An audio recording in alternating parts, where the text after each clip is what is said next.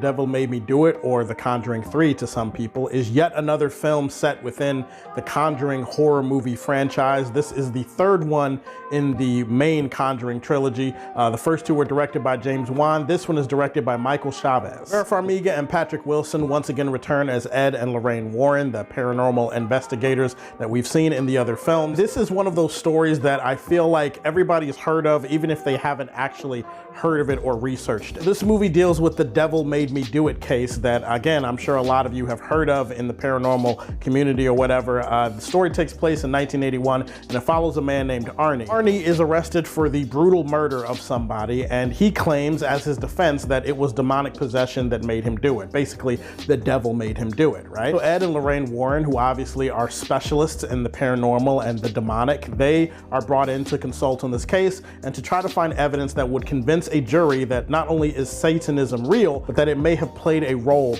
in this case, and it might save this man from either dying in prison or being sentenced to the death penalty. This movie follows the investigation and all of the crazy horror-filled shenanigans that ensue as a result. I would say that we've had a long list and a long stream of really great high-quality horror films over the last decade plus that I can pull to that's kind of rejuvenated my enthusiasm for horror, and the Conjuring movies are always one of those special franchises that makes you pay attention to it even if you don't really care for it. Like, this is like the 8th or 9th movie, I think, in the franchise. I can't really remember the actual number, but there have been other spin-offs and prequels and then sequels to those prequels, but this one deals with the main continuity. This one deals with Ed and Lorraine Warren, who have appeared sporadically in some of the other movies, but this is their story. Being that this is the first Conjuring movie that is not directed by James Wan, I gotta say Michael Chavez did a pretty solid job when it comes to the direction. This is a very good-looking movie. I like what he does with the lighting and the blocking in certain scenes to create suspense. That aura of tension definitely permeates the proceedings here. The movie is reasonably well paced,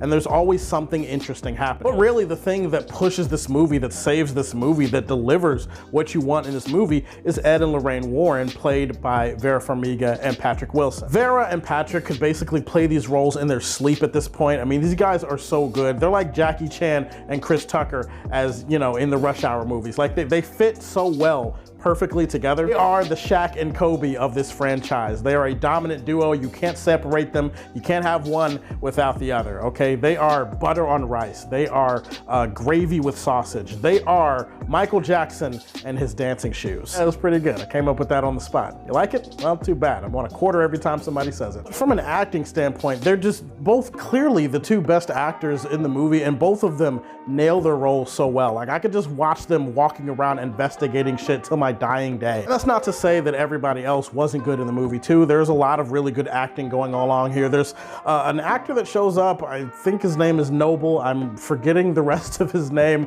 I'm sure somebody's gonna tell me what his name is in the comment section. He was good too in a more limited role as this old man that they kind of consult with while they're investigating this case. There's some good, legitimate scares here, and real scares, not just the fake jump scares that you see in a lot of other horror movies, which does irritate me from time to time. The only real criticism you can give to The Devil Made Me Do It is that you have to compare it to the rest of its franchise, and when you compare it to the other Conjuring movies, it's just not as good. This is quite easily and far and away the weakest of the Conjuring movies featuring Ed and Lorraine Warren and their story. It's not to say that it's a bad movie. It's a good movie. I liked the movie. I'm just telling you it's not as good as the other movies. Not as scary. There are not as many moments of horror. The story's probably not as interesting, even though you're never bored. I wasn't really captivated by the story or as intrigued or interested in the story as I was in some of the other movies. Like, as a story, I wasn't really engrossed. I was engrossed because of Ed and Lorraine. I wasn't really engrossed because of what happens. There's a couple of predictable moments. There is one twist in the movie that,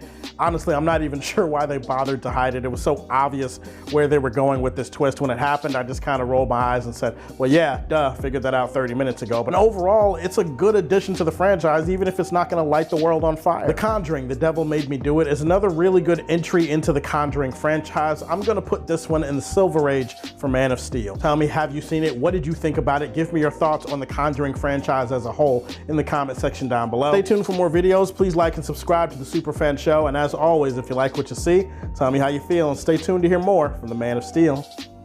Peace.